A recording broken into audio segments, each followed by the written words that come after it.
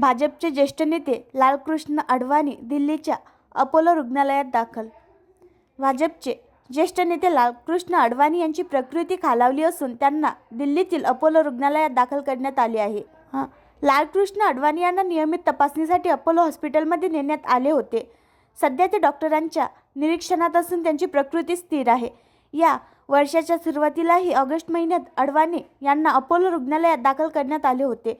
जुलै महिन्यातही देशाचे माजी गृहमंत्री लालकृष्ण अडवाणी यांना दिल्लीतील एम्स रुग्णालयात दाखल करण्यात आले होते. त्यांच्यावर एम्समध्ये डॉक्टर आमलेश सेठ यांच्या देखरेखीखाली उपचार करण्यात आले. त्यावेळी अडवाणींना यूरोलॉजी विभागात दाखल करण्यात आले होते. लालकृष्ण अडवाणी यांचा जन्म 8 नोव्हेंबर 1927 रोजी कराची, पाकिस्तान येथे झाला. 8 नोव्हेंबर रोजी अडवाणींनी त्यांचा 98वा वाढदिवस साजरा केला.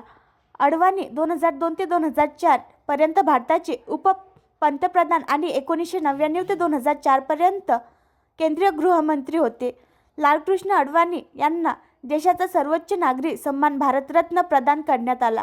राष्ट्रपती द्रौपदी मुर्मू यांनी मार्चमध्ये अडवाणींना त्यांच्या निवासस्थानी भेट देऊन हा सन्मान दिला. या सन्मान सोहळ्यात उपराष्ट्रपती जगदीश धनखर, पंतप्रधान नरेंद्र मोदी, संरक्षण मंत्री राजनाथ सिंह, गृहमंत्री अमित शहा आणि अडवाणींचे कुटुंब उपस्थित होते.